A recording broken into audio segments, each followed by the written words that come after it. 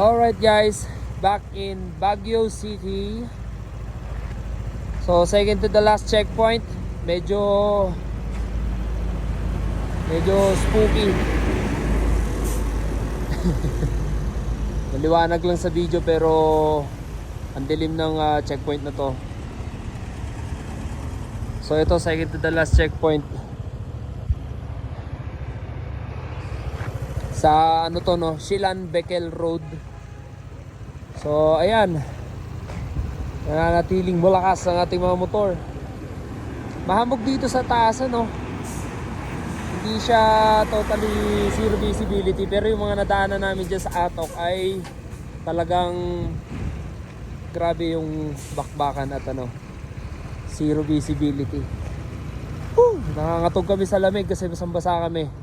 So ayan, second to the last checkpoint, matatapos.